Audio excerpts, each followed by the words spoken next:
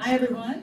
I am very, very pleased to see so many of you here today for this really important and interesting discussion about our city. I'm Jocelyn Benson, the Dean of Wayne State Law School, and I'm very proud to welcome you to our third installment of our Good Governance Lecture Series. This series was inspired by the October 2013 Leadership Summit that our moderator, Bankley Thompson, brought to us in a partnership to have a discussion on how, as we go through and emerge from bankruptcy, what can we do to, as a people, as a community, as a population, to build an honest and open government in Detroit, and to talk about why public integrity matters. It's been the root of several different follow-up panels that have all been great and vibrant discussions, and I'm really excited that today our panel of experts will be evaluating Mayor Duggan's first year in office. In 1827, in the commemoration of a fire in 1805, the city of Detroit adopted the motto, "We hope for better days, we shall rise from the ashes." And these words still, as we know, hold true today. I'm going to turn this down. Can you still hear me? Is it still? Okay. For decades, we've struggled in the city through, actually literally in the dark in many ways, with power outages and water shutoffs, and then the bankruptcy, and leaders who left a legacy riddled with scandal that have forced us to question if our government really is working for us. And so today, while we may see anecdotally several different things happening in the city, we wanted to bring together a number of individuals from various different perspectives, vantages, and walks of life to talk about how the current city government is faring, particularly under the leadership of Mayor Duggan, now that we've got 1 year into his term as mayor, and that we're in the post-bankruptcy, post-grand bargain era, where in the city of Detroit that has done so much to serve and lead in so many ways, now is bringing people together, and in many people feel has launched into a new era. But as we maintain in this new era the importance of accountability and integrity and our commitment to ensuring we don't go back to where we once were, we need to be critical as we evaluate our leadership and the leadership in our city to ensure that we're moving forward together in a transparent, open, and accountable way. So our panelists here today are going to be talking about many things, the struggles Detroiters still face every day, even under a new leadership. The mayor's thought-provoking State of the City address last week, and many other things that I'm sure our panel will, the grand bargain, the emergence of bankruptcy, and many other things that our panel will be discussing and reflecting upon. I want to thank our moderator, Bankley Thompson, who is really one of the founders, if not the founder, and certainly the person who came up with the importance and the idea of this Good Governance Lecture Series. Bankley, Mr. Thompson, is the senior editor of the Michigan Chronicle, and we all know him as a widely nationally and internationally respected and known journalist who's also an author, having published 2 books on President Barack Obama. Joining Mr. Thompson on this panel, we have Reverend David Bullock, a senior pastor of the Greater St. Matthew Baptist Church, and a great voice for the people in the city and throughout the Detroit region. Maggie DeSantis, the president of the Warner Connor Development Coalition. Professor Peter Hammer, who's also the director of Wayne Law's Damon Keith Center for Civil Rights. Rachel Lutz, who is a Midtown Detroit business owner. She owns the Peacock Room and Frida, both located in Park Shelton. And Professor Moak, also from Wayne Law, who has decades of experience in history and work in the city, and can enlighten us all with many pieces of work that he's done in the city, and give us a great sense of where we've been and where we're going. So we really have a rock star, all-star panel today. I'm really excited for this discussion. Thank you all for joining us, and thank you, Bankley, for being the leader that brought us all together. And now I'll turn it over to you.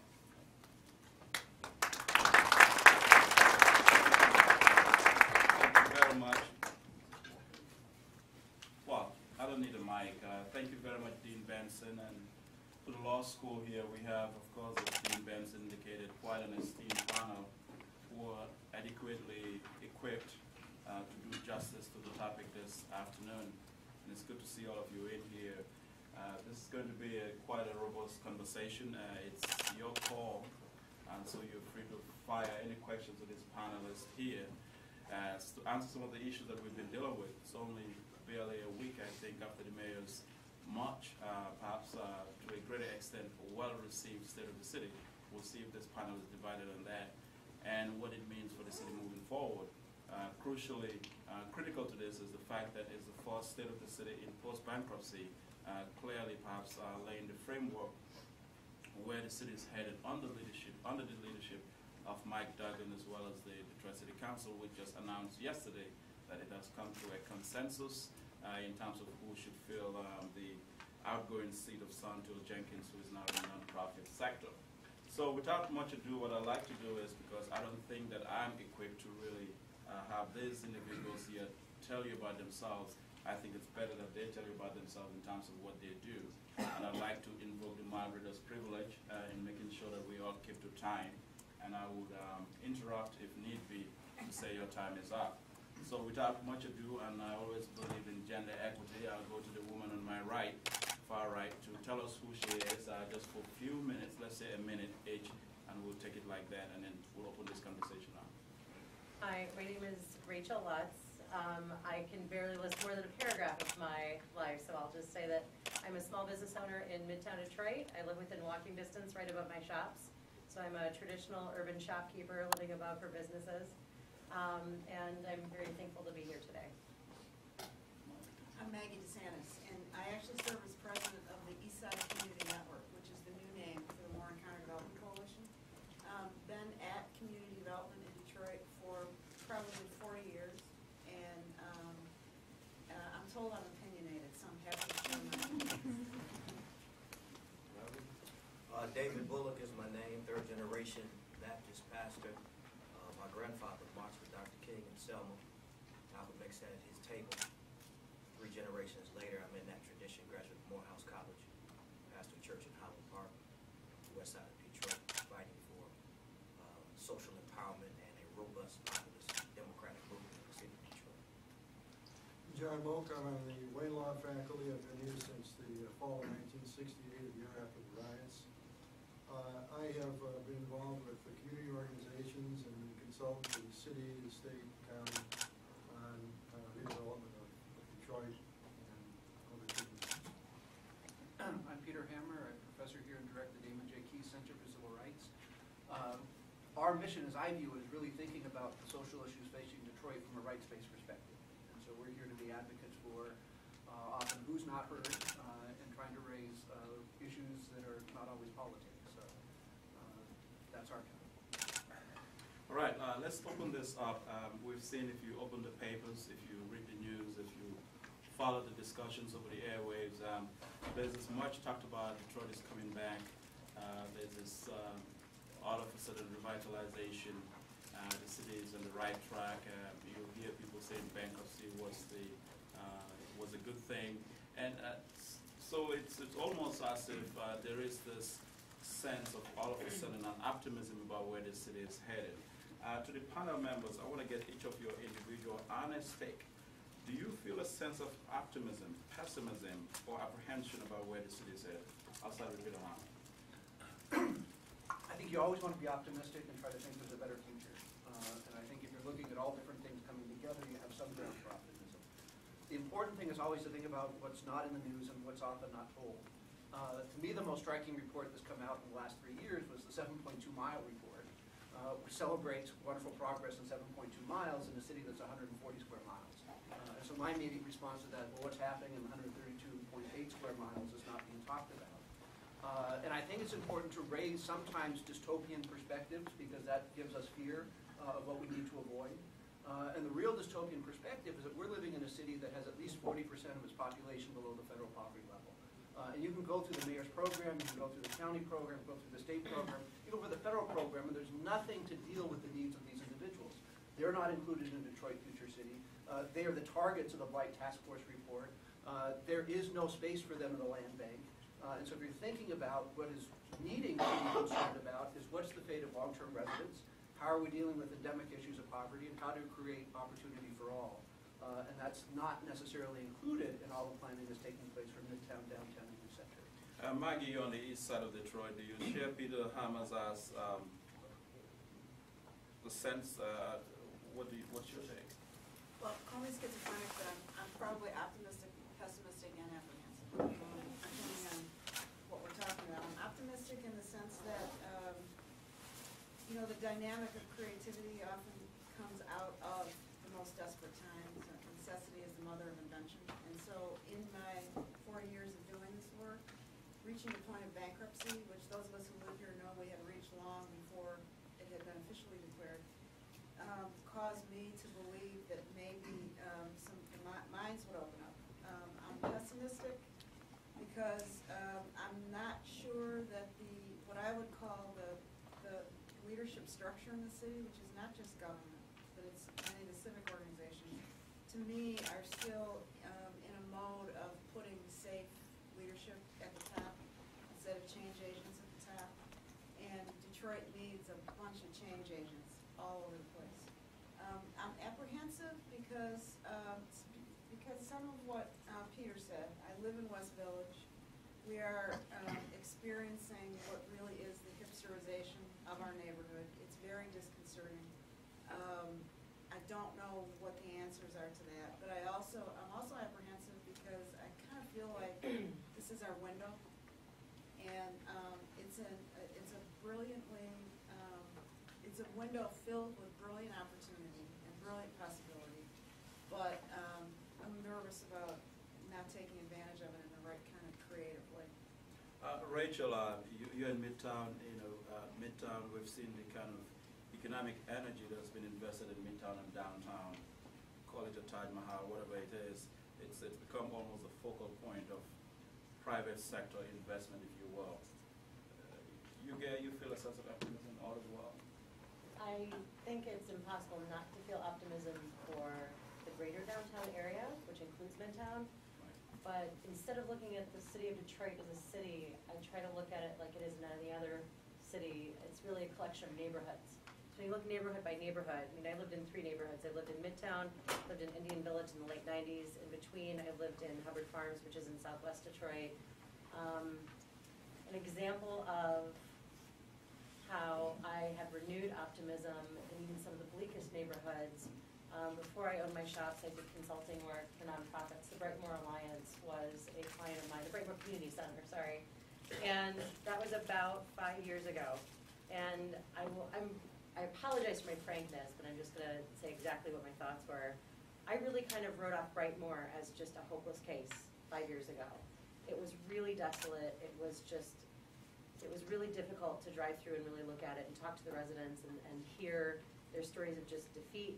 You had a 75% turnover of residents every, it was either 3 years or 5 years. And it's hard to really build a community when 3/4 of it is constantly shifting. I drove through on a tour from the Brightmoor Alliance about 6 months ago, and I was completely blown away at how tightly that group was committed to rebuilding the neighborhood, and how I really just felt this renewed sense of this place is really, it's really going to experience some, I think, explosive growth, or at least has the foundation to. So there are no throwaway neighborhoods in Detroit. If there is a committed group of people, it is possible to find optimism anywhere, and I think that that's very traditionally a Detroit trait. It's just that I don't care how bleak things look, we're going to pull through and make this happen.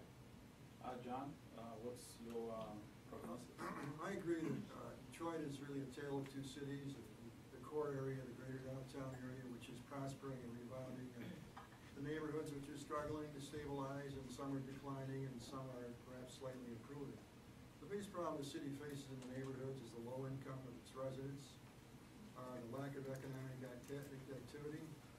I think in order to sustain those communities that currently are in good condition and build those that need help, there are 2 things that have to happen. I think I give the mayor high grades for the focus on the neighborhoods, for the attempt to improve services there, and emanation of light. Those are all important steps.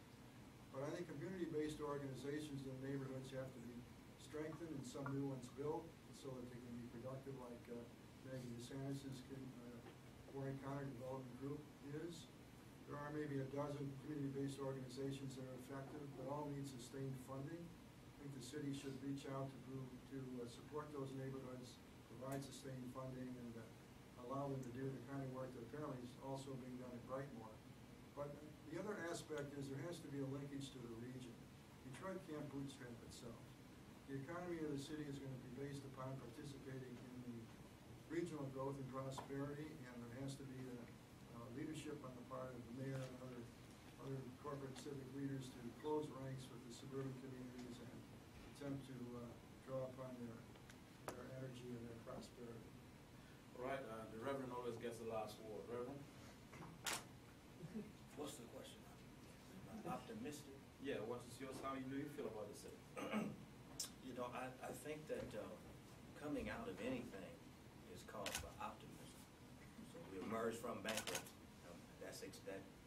That gives hope that we made it over. I think we're still trying to figure out what it means to be out of bankruptcy. I do think the number one issue that troubles me is the question of generating money. I mean, the economic question looms large. I don't think anybody really wants to spend sustained time thinking about that question. If you spend 5 minutes at a Detroit Financial Review Commission meeting, you'll discover that everybody, despite what they disagree on, all agree that there really isn't any revenue in the city of Detroit. The difference between, say, New York on the verge of bankruptcy and Detroit going through bankruptcy is that there's money in New York. So when you look at Detroit, Detroit was built around a particular industry. In 79, 80, 81, if I remember correctly, there were maybe 19 to 20 plants in the city of Detroit. So so people weren't just living in the city, but there was actually industry in the city. And so you had a tie between that industry, the economic growth there, the artism of Motown, the spirited political movements, say the Shrine of the Black Madonna and other movements, but all of that was connected to an economic engine. We don't have that economic engine anymore. So we celebrate the hockey stadium and we pray that hockey stadium is going to generate jobs and revenue. And, you know, we close 50 schools and sell them to the city of Detroit, and then pray that somehow we're going to generate skilled trade jobs for students or low-income people to either demo or green up those schools. But I think everybody in this city needs to just be honest about the fact that we don't know where the sustained big pot of money is or where it's coming from. And I agree with being tied to the region, but I actually think this is a federal government issue. I think Detroit is in America, and America has turned its back on the American worker. So if Detroit was the heavyweight champion of the American worker, you have the federal government turn its back on that worker, then Detroit is at the front of the fight to stabilize or reorganize an economy that values the American worker. If we can't win that, then I don't think in the long term Detroit wins. All right, so let's get some specifics here, and we'll get into your assessment of the mayor's 12 months in office. If each of you were to be elected the mayor of Detroit, give me a prescription. What would you do in the first 100 days? Rachel? Oh, give me 1 more minute to think about that answer. That's pretty big to wrap my head around. Well, see, and so I'm going to follow that.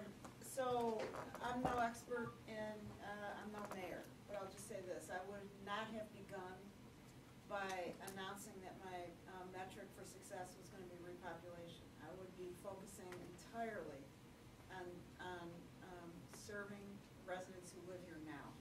And everything would have been geared toward that. Then I would have placed a much higher priority on dealing with the blight in the vacant land, which eats like a cancer at the more stable neighborhoods. Believing that the more stable neighborhoods, if the surrounding blight could be converted to productive land, would then have taken care of themselves. It would be a much more natural market cycle.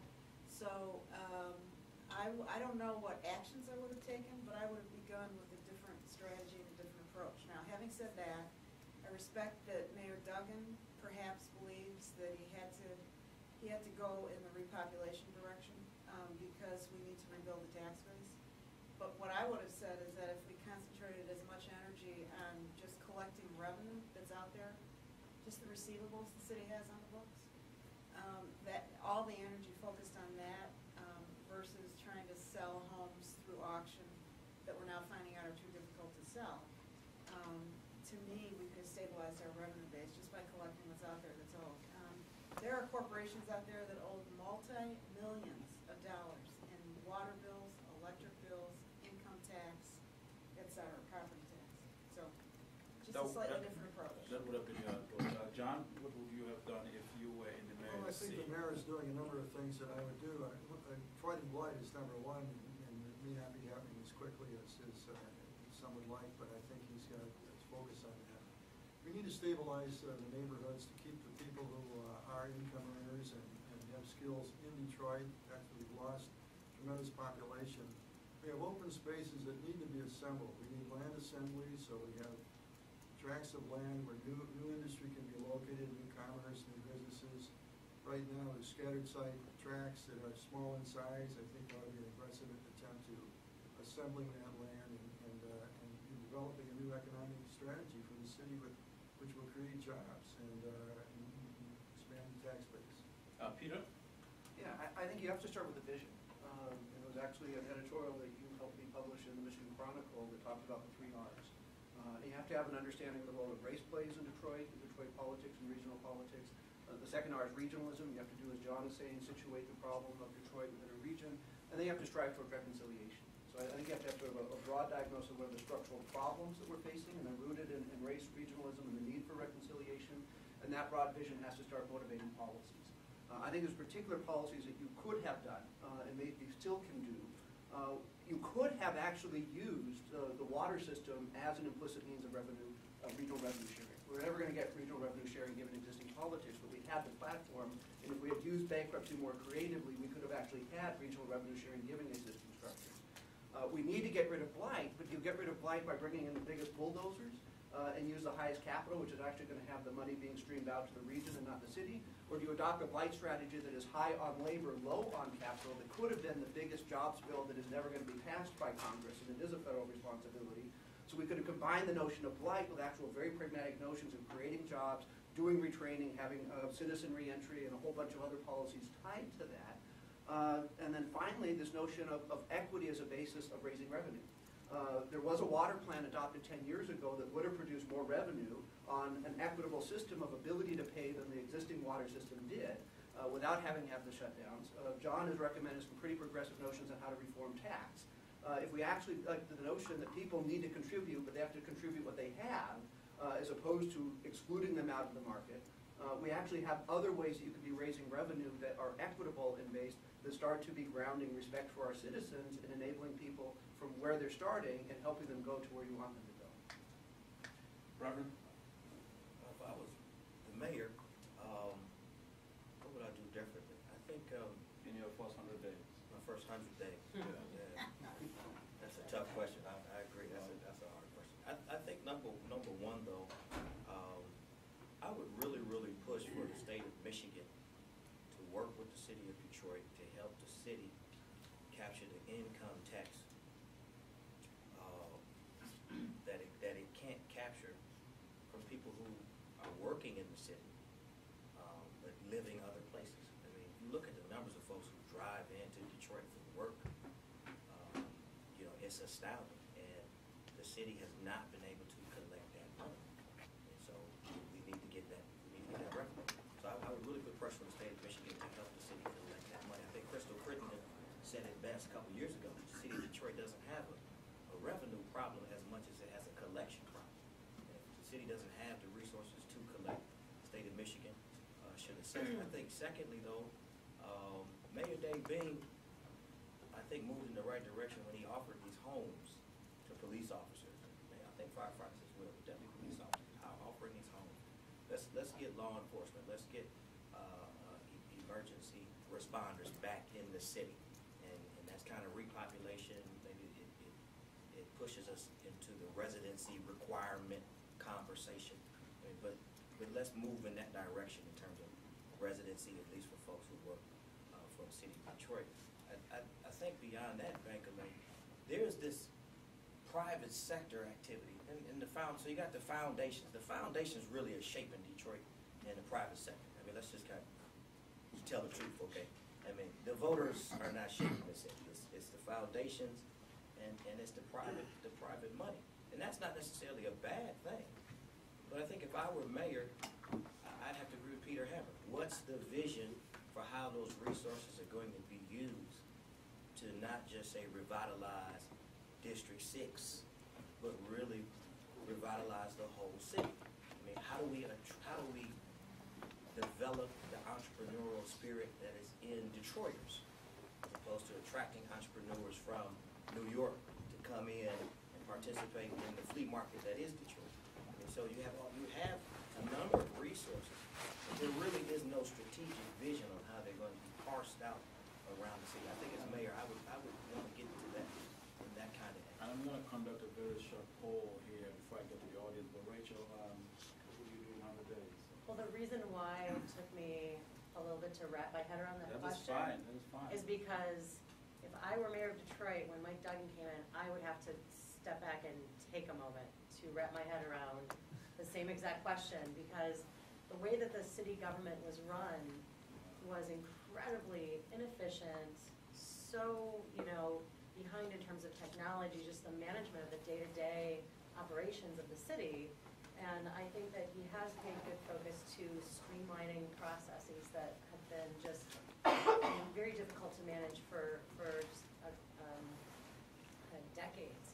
And I think that, even if you looked at like the City of Detroit website, if you were a City of Detroit resident, even just being able to get a response on a simple question of, like a lack of a service that you were receiving, there really was no process that was easy to use. So I think that his priorities have been smart in that sense, and I think really just continuing to streamline operations to recruit businesses to come into the city. Of course, I'm like the business person on the panel, but I think that removing as many obstacles as you can to let employers come. What's that? City bureaucracy, right? Cutting the city bureaucracy of welcoming businesses. If I wanted to open a business in the city, my type of business was pretty friendly.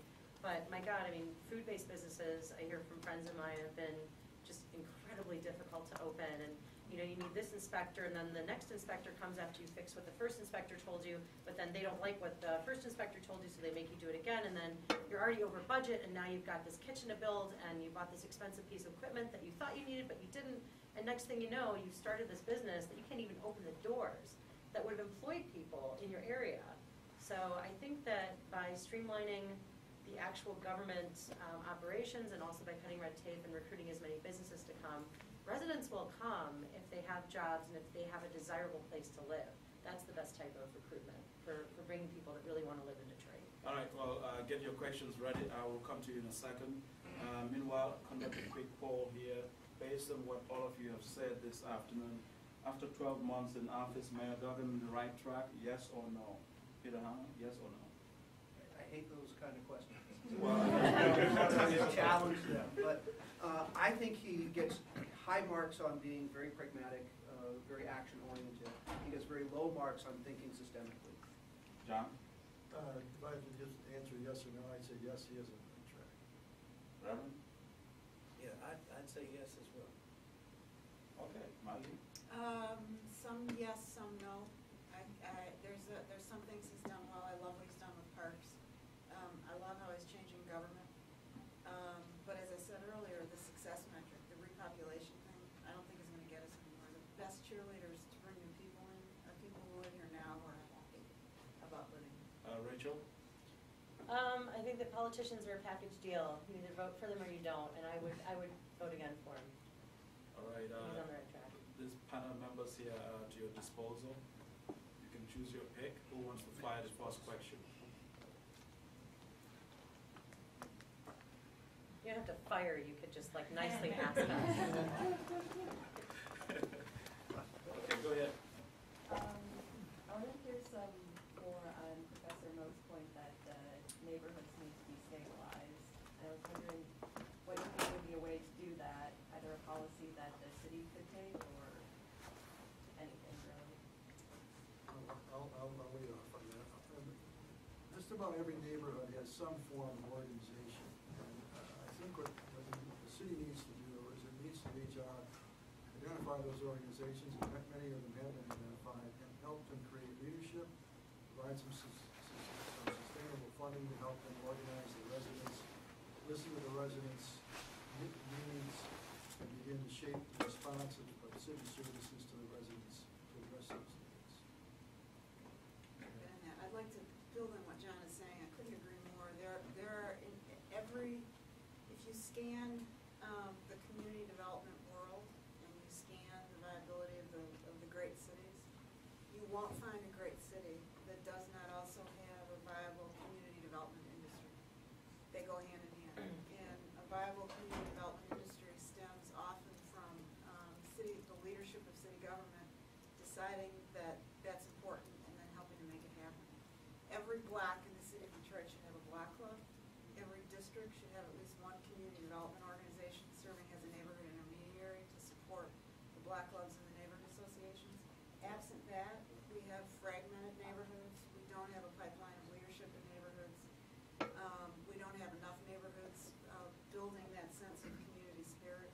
So the neighborhood infrastructure is critical, and it's something I give the mayor only partial credit for. He gets the importance of block clubs, but block clubs can't survive off the volunteer leadership that he expects them to. So we need that neighborhood intermediary structure. And the one thing that hasn't been added is the schools. I mean, you need to have a school that is geographically centered in a neighborhood, is connected to the neighborhood. We've closed our schools with no sense of what the impact on neighborhood. We have a charter-based system and a choice-based system that de-links where you live from where you go to school. And in addition to the block clubs, you need a school that's actually the anchor for the neighborhood. And that actually teaches children. I do think it's worth pointing out that the mayor doesn't really have a lot of control over, direct control over the school system. Oh, yeah, we want to make that clear on the record, yes. And clearly in the state of the city, he gave no signal about wanting to go that direction.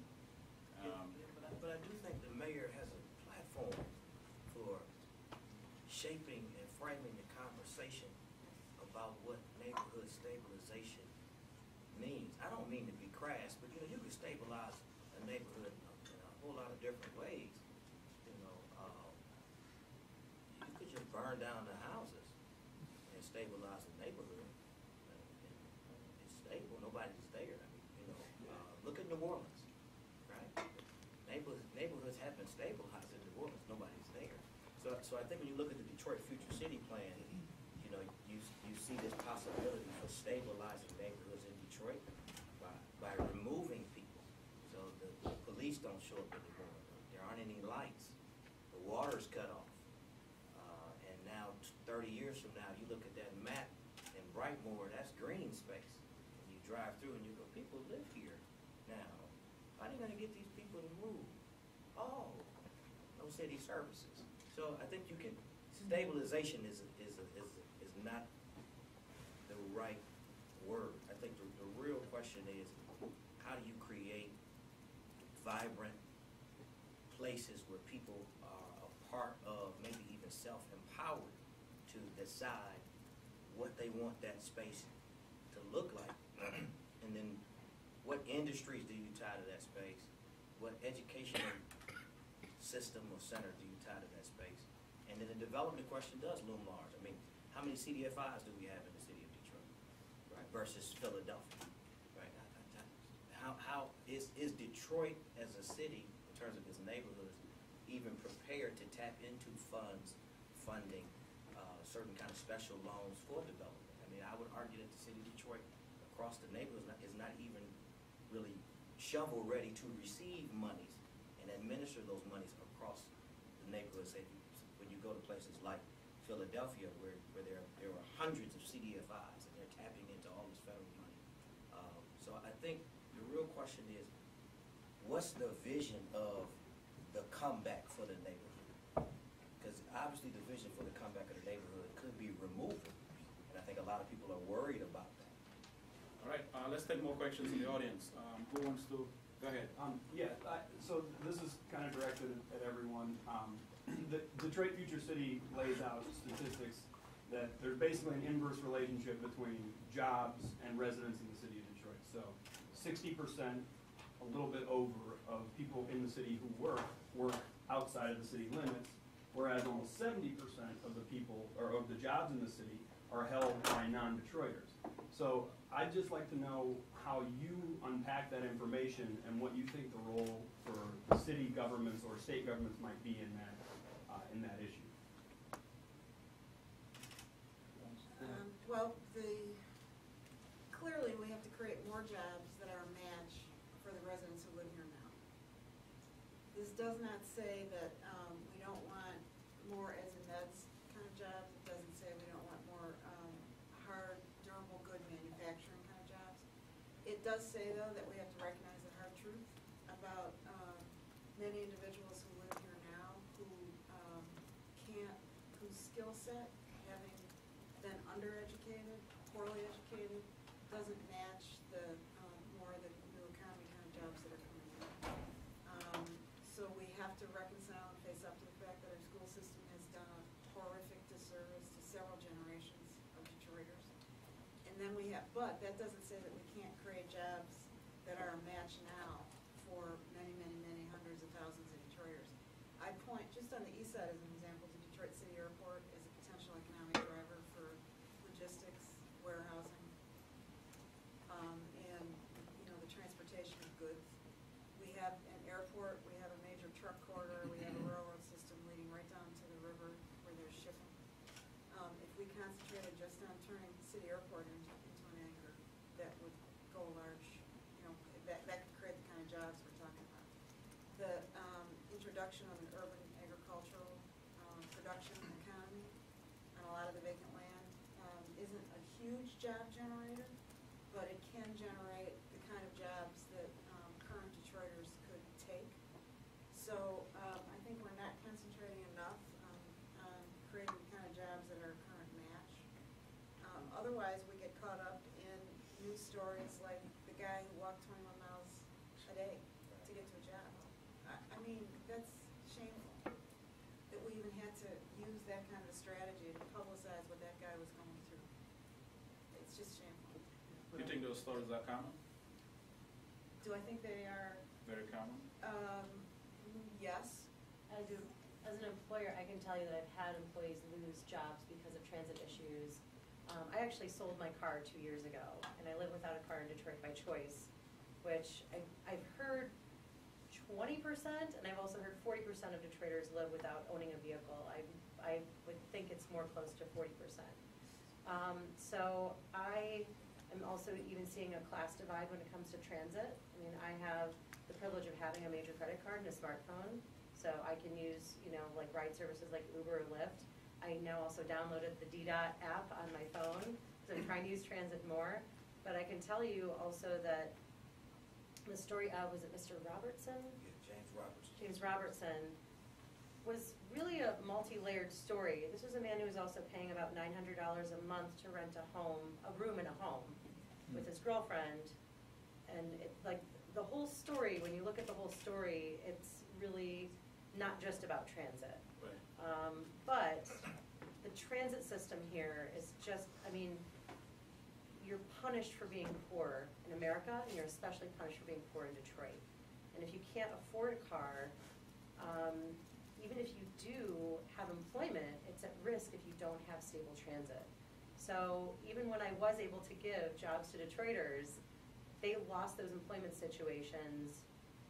Some could argue it was their fault. I would argue it's not really their fault. But as an employer, I need reliable employees. And I've gone so far as to transport my employees to and from work.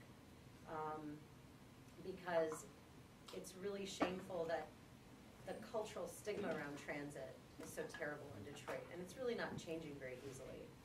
The cultural stigma is the hardest thing to change. So I'm sorry for digressing from the original question, but I really do believe that transit plays a huge role in employment that we're not talking about. And I think that culturally, you hear comments like when the Troy Transit Center was being debated in Troy, there was just this, well, we don't want our crime to increase. Well, what correlation does crime have with transit? Do you see some dude getting on the bus with your 50-inch flat screen TV? Please show me that. So really what transit does, in fact, I was just reading an article about the Grand Rapids transit system that we're trying to learn from here in Detroit today in the Free Press, some dude made a comment about, you know, they spent way too much money on it because there are a lot of homeless people around here. I don't know exactly what he meant with that comment, but it almost implied like, we don't want homeless people riding transit and getting places, God forbid to a job. Okay. So I think that transit is a huge piece of that employment question. So if you can make your answers brief, I want to get more questions. I think it's important that we call things by their true names and Right. connect the dots, Sure. right? I mean, what you're really saying, if you look at not at the city, but at the region, John Powell uses the terminology spatial racism. We have the complete segregation of wealth and opportunity and race in this area, which is why if you have Detroit Future City looking only at the boundaries of Detroit, they have to adopt the logic of social triage, right? Why don't we have regional transportation? It goes back to race, regionalism, reconciliation. And if we're not honest about our history, we don't have a structural diagnosis of what the problems are, and these data point to it, right? So we've got to look at the data, we've got to make the inferences, we've got to see the big picture, we've got to be honest at what's there, and if we're not having that conversation, right, we're never going to get to the third R of reconciliation. John? We have to increase the income of the residents, and that requires approaching it two ways. One is increasing the job base in the city. The other is increasing access to jobs outside the city for existing residents. Let me say this. I think what's most interesting about the James Roberson case is that here's a guy who's been gainfully employed, cannot support himself. That says something about what it means to work and still be poor. One. Two, once his income hits about $300,000, he says, I gotta leave Detroit. I mean, so the day after the state of the city, where we're celebrating like President Bush did, mission accomplished. Right. I mean, the mayor could have had a big mission accomplished sign at the state of the city. We won. Detroit is coming back. You have a guy who's been in Detroit, who now has about $300,000, who goes to the police and says, can I keep my car at the precinct? And can you guys find me somewhere to live outside the city of Detroit? Because I can't live here anymore. Because a fella just won the lottery and got $20,000 from the lottery, and they killed him. And they're asking me to borrow money when I'm riding the bus. I got to get out of this city. So I think his case raises a number of questions. Race definitely is important, but here you have a black man around black people saying, I can't live here. I mean, so it's race, it's class, but it's also the reality of being unsafe. And so we have to deal with a number of those layers in order for the city of Detroit to come back. I think as far as that income goes, you know, you've got to figure out how to collect the taxes on the income. And if you don't figure that out, you've got a big problem. So let's do this. We have 15 minutes to go, and I'd like to take 5 more questions. So make your questions brief, and the answers will be brief. Go ahead. Well, I'm glad you did delay slightly in calling on me because a couple of the issues that I was concerned with have been discussed in it.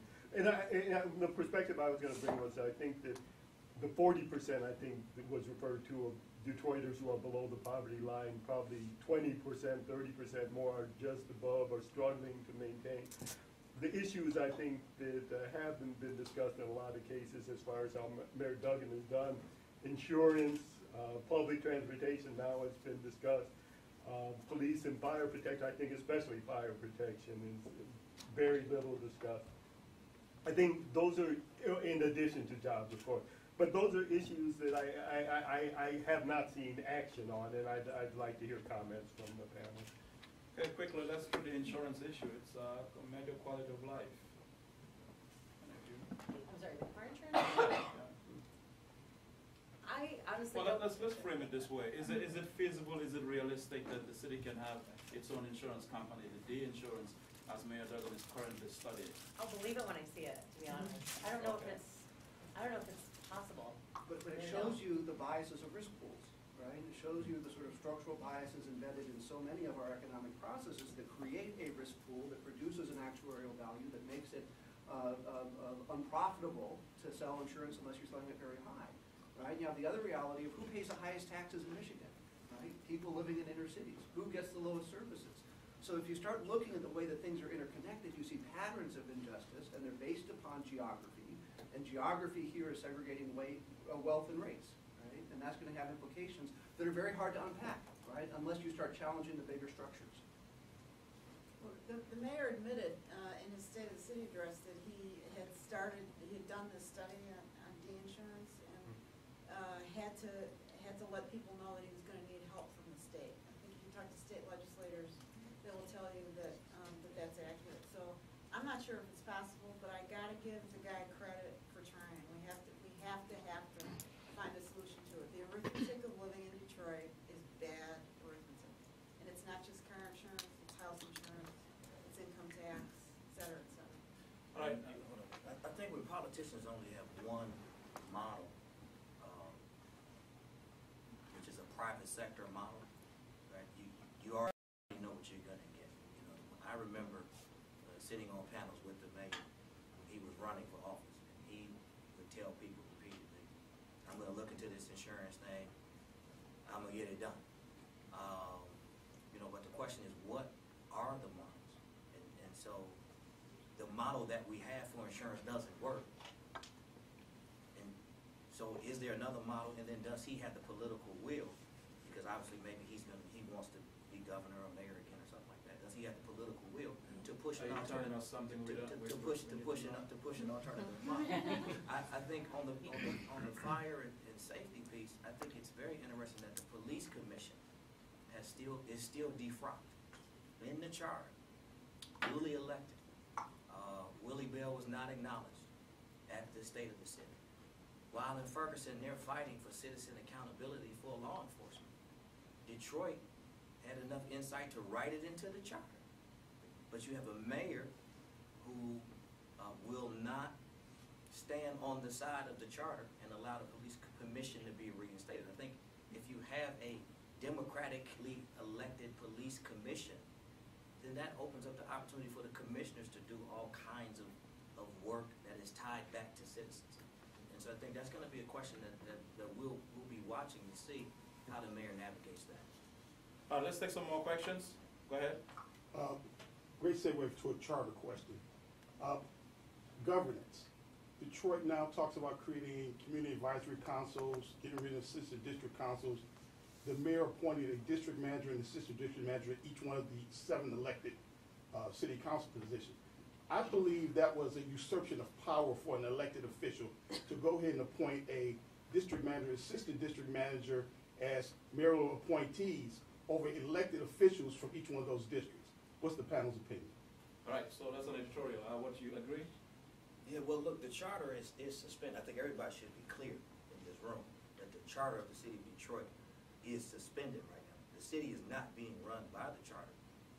It's being run by a hybrid version of charter when it suits particular interests versus emergency manager rulings, and then prerogatives of state government and city government. So, I mean, I would agree. I think the city is not being run solely by the charter, and that's something that nobody is really investigating, but it's the case. I don't quite understand the problem. The council's elected from 7 districts, and the mayor is an executive mayor has set up under the mayor a Department of Neighborhoods and divided his department into 7 districts to match up with the council districts. And I don't see that as being a violation of any charter provision. And that would Right, only. I don't want to run the risk of litigating this like a courthouse, but Not at all. I'm What going to I'm get saying to is know that that. the Reverend is exactly correct. If you look at the charter, which was adopted by the people, it was intensely participatory. It had numerous ways for citizens to participate. Then the emergency manager comes in and strips out almost every part of participation that's not federally mandated. And so what you have then is basically stripping out people from being involved in city governance in that respect. And that hasn't happened. Right? And tell me how that's related to the bankruptcy and why we had an emergency manager in the first place. I haven't heard anybody explain that question. So I'll get one more court testimony and then we'll go to the audience. Citizens advisory councils were built into the charter, but only at the discretion of city council. City council had to first pass the ordinance allowing various districts to get the number of signatures necessary in order to run an election to elect a citizens advisory council. City council took no action on that charter when we were still being run by a charter. They took no action. I believe it was because they didn't really want community advisory councils. when we were finally able to take action and a deadline was set, only 1 or 2 districts, it was hell to get city council, to pass the right ordinance. And then the kind of organizing that was required just couldn't be mounted in time for the petitions from every district to be signed. All right, let's take some more questions. Who is next? Go ahead. Mr. Thompson, in a recent Chronicle op-ed, you critiqued Oakland County Executive Patterson's State of the County address, saying that he... And I got a response from him the next day. Saying that he failed to acknowledge or appreciate the county's increasing racial diversity.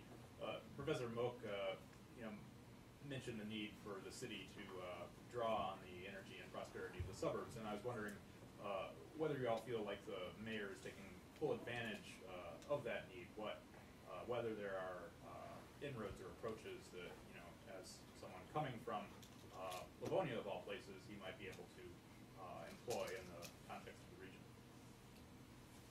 It's an elephant in the room, regionalism. Who wants to take that? Can you explain this regionalism thing? Well, are there... It's kind of a foreign concept here. Yeah. Well, let me get into this for a minute. I think there ought to be cooperation among the regional entities, the cities and the counties, in promoting the region as an economic unit, so that Detroit and Oakland County and Macomb County and Western Wayne County are all working cooperatively to expand the economic base of the region to the benefit of each, so that everybody wins, so that we're reaching out to internationally to bring companies in here that may locate in Detroit or they may not, but at least we're cooperating, so we're not competing internally within the region, but we're working together pursuant to a common goal and a common plan.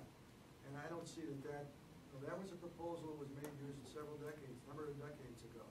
To be a regional economic expansion authority, which, so just like a water authority, that the city and the counties work together toward expanding the economic base of the region. I think that the mayor has to move in that direction. And hopefully the counties will come and meet him halfway and begin to talk about how together regional prosperity can be expanded so that everybody will win. I think the problem though is race. Even if you had complete cooperation between the counties, Wayne, Macomb, Oakland, which is doubtful, let's suppose it happens. Then the question is, how do the resources get redistributed? So, for instance, in Detroit, you see a lot of the resources going to particular places. So District 3 doesn't get anything. 6 does, 5 does. 1 and 2 are kind of stable, but they don't get much either. Even if you look at how resources are distributed in Wayne County, Western Wayne, right, they get the new swimming pools, the new playgrounds, and then in this side of Wayne County, the Detroit side, you close the rec center. They don't get the new stuff. So I don't know how Mike Duggan, as a mayor from Livonia, even has the emotional and intellectual and ideological apparatus to articulate what racism is economically, right? Because in America, you're only racist if you use the N-word. But if I send all my money away from a certain group of people, I'm not racist. That's just good economics. So, and that is going to be the fundamental problem every time. Well, the premise of his question was that I wrote a column last week criticizing Elbrook Patterson for giving a state of the city that never mentioned about diversity, nothing about the increasing diversity in Oakland County, and the only time that diversity was mentioned in somewhere in the speech was the notion, was his prognosis for infant mortality rate in the African-American community. And honestly, I didn't think that Elbrook Patterson is part of my audience because I was not speaking to him, but I did criticize him, and the next day I got a response from him. Giving me a list of things that he's doing to address diversity. Let's get another question here. Go ahead. So in terms of like repopulation and then education, what do you think about the sustainability of this new young population moving in, and what about in 10 years when they want to have kids? Then where do they go? That's perhaps one of the most important questions of this conversation. Go ahead, Mike. We're not gonna repopulate substantially in the numbers we need to if we can't offer solid public education. So I'm getting a kick out of my different neighbors. It's fun to be around young people. Like I said, it's disconcerting, but it's fun. But I wanna say to them, in 5 years, I know you're leaving when you start having children. And I'm sorry for my candor, but that's what I worry about the most. I've said it publicly in a number of different places. I don't care if the mayor doesn't control education. He must figure out a way to play a leadership role, and Governor Snyder must figure out a way to work with the city of Detroit. Our education system is abysmal, and it's a shame on us, All and right. my generation, for allowing it to happen. Let's take the final question. We're almost at 1:14. Who wants to give us the benediction correction? Go ahead. Yes. So for me, I feel like the most important question of the day, I did come late, I recognize that, but to me is about addressing the issue of this narrative that's constant about Detroit being the tale of two cities. And when we're talking about the separation of an interest by executive order to have hidden under the issue of talent and retention, right? We want young people to come in, we want this city to be revitalized by all this new talent. One of my biggest questions, and I love the panel's opinion of this, is how do you feel like the mayor or the executive order is influencing this uniting of Detroit, specifically in terms of trying to terminate this ideal by development that Detroiters are unemployable. They can't qualify to be hired. They're untrainable.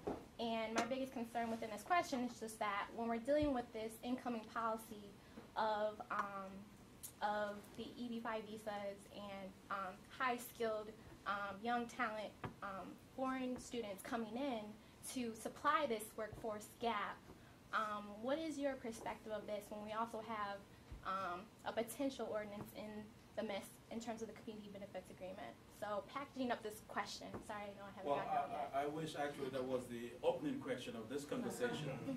It sets up a lot of things, the influx of immigrants, the question of employability for Detroiters, this notion of tale of two cities and so forth.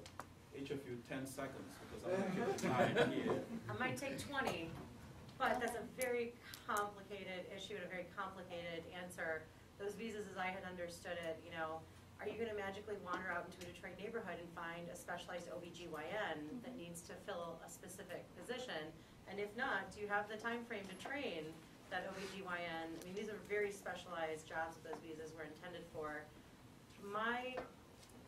Detroit is not a tale of two cities. It's like a tale of 700,000 stories, really. And I think that we have this issue. We were quietly talking about that stadium deal. We gave away that stadium to a billionaire. And, the promise that, we're going to employ 51% Detroiters or whatever Mr. Illich promised, do we have the skill set within our workforce, within the city, to have those really specialized bricklayers, electricians? And if not, what is the training trajectory to fill those jobs, those high-quality, valuable jobs? And it's really not as simple as just a promise of we'll employ Detroiters. It's very complicated. Maggie? We must fight to stop the bill that's pending again in the state that would ban community benefits agreements. It keeps resurfacing. It's going to continue to it will quash it, and then it's going to come back up again. There's community benefit agreement work that's credible, that's been happening all over the country. We ought to push for that. Okay, Reverend? Yeah, I think in its own way, the immigration policy is tied to economic development because there's money tied to those visas. I think that it is also part of this repopulation plan in the city of Detroit. I think ultimately for the Detroiters that are in that 40% and are mostly African American that lack certain skills, I think at some point the unfinished work of the civil rights movement has to be done within that group to move from fighting for rights to articulating a political agenda, because it may be crazy stuff like legalizing marijuana, right? It may be, who knows? I mean, how do we take the present industrial complex and flip it, right, and generate revenue or jobs? I mean, but I think that population has to do what other populations have done, and we figure out for themselves what they need, so that you get a political movement around need, and then that movement delivers. I think until you get that, we'll just be asking, did Mayor Mike Duggan do a good job by that population? I don't even think that's the right question. John? I think community benefits agreement should be a matter of local decision, and not taken out of the hands of the city by the state. I'm not too concerned about tale of two cities. I don't think you would want to slow down the progress that's taking place in the greater downtown area, but what you want to do is address the need to uplift the rest of the city, and that means increasing the income of the residents and providing more stable neighborhoods. All right, Peter, in 10 seconds. We need to make sure we're not losing our vision from the civil rights movement, which is an inclusive society. So we can't let our past racial failures and divides, let that turn into mean-spiritedness towards immigrant communities and others. I think that's a very important value that we need to remind ourselves to. I don't worry about a tale of two cities. I worry about a tale of two nations. We haven't talked about the bankruptcy plan of adjustment. It ratifies what really is a minimal city, as Michelle Anderson at Stanford Law School calls it. This says if you're born in some cities that have gone through receivership or bankruptcy, you get fire and you get police and no social services. If you're born in a different city, you get another one. So it's not just a tale of two cities we need to worry about, but really a bifurcation of the American dream. And Detroit's really at the front lines of this generation civil rights movement. And if we're not willing to fight that with all the power that we fought the last civil rights movement, we're not doing our jobs. I think this conversation proves that Detroit is ground zero. I'm Bankerley Thompson. Let's give a round of applause to our panel. Terrific job as moderator, keeping us all on schedule. Thank you very much for helping us pull this great group together in this great series. Thank you all for joining us. And again, thank you to our panelists for a lively and spirited discussion. Have a great day, guys. Thanks.